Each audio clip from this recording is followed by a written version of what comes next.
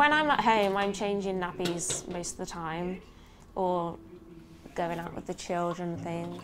Casey, how are you feeling today? You went out with... Being a mum is the hardest thing I've ever had to do. Happy birthday, dear summer. Happy birthday. I mean, it's wonderful and things, but you need something for yourself, because when you become a mother, it's like you've lost your own personal identity and it's not about you anymore. It is very stressful and things. I mean, it's very rewarding, and but it's definitely a way of escaping and doing something that I enjoy for myself. It's not about does Tilly need a nappy change? Is Summer okay? Are they fighting? I'm just in the zone and ready to like entertain and give a good show. So it's just all about performance. I don't have to think about anybody else. I'm not a mum, I'm not a daughter, I'm not a sister. I'm that character, and I'm gonna rock it. Hang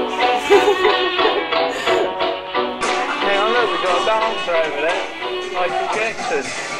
When I was 9, I got back into dance and drama and singing, and I was really lucky that my parents could afford to send me to a weekend sort of drama school.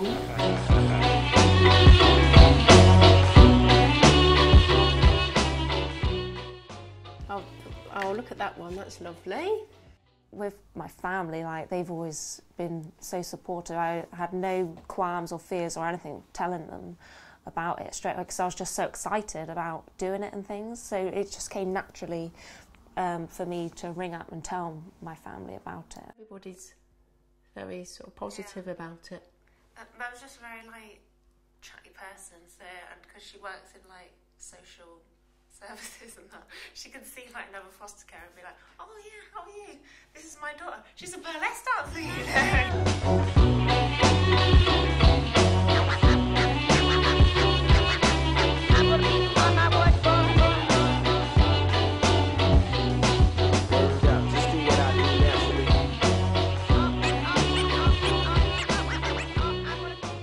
Everything must be sparkly, like, so then when you go on stage under the lights, like you're a twinkling little star.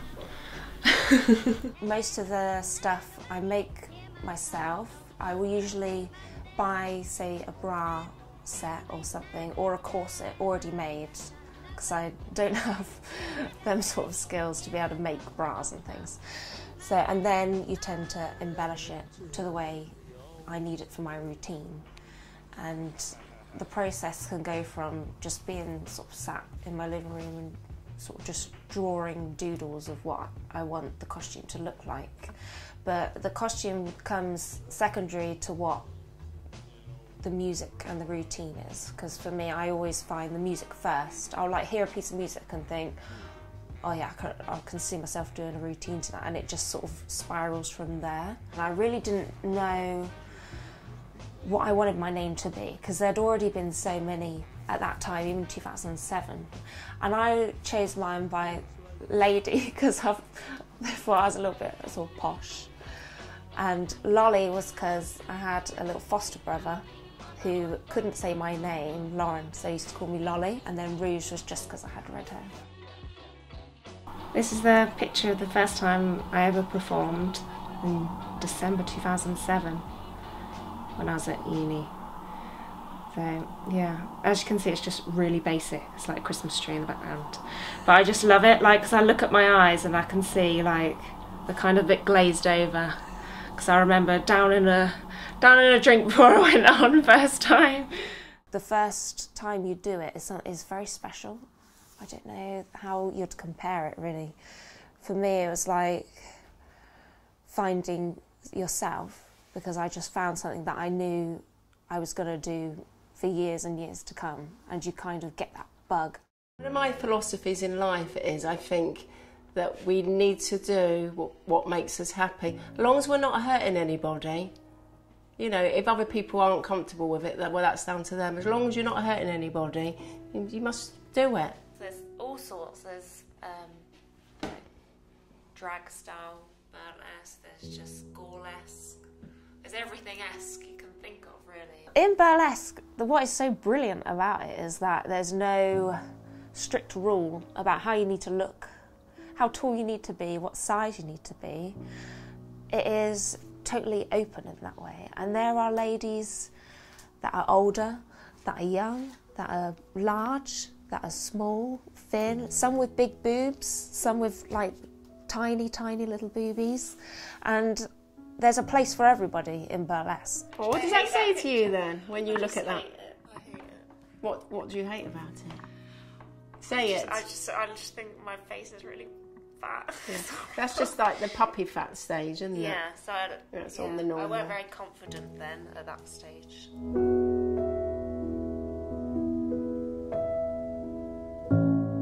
When you're first starting out and things, it's definitely a way of building your confidence and finding who you are, what your identity is, just in trying to find that inner self-confidence sometimes that they've lost temporarily, and then they'll find it again, and then they, you know, it's just, the world's their oyster then, the stage is their oyster, and they're ready to go, and then you just see somebody bloom, and it's just so wonderful to see when they've come in on the first class all quiet and shy, and then like a couple of months later they're biting your hand to get onto the stage. A lot of people like to say that it's stripping, sleazy, negative connotations, which is not true at all. What you'll find when you come to a burlesque show is that at least 70% is women, and usually the men are their partners. I just see it as a really good piece of entertainment, and also art. For me, I see it as art.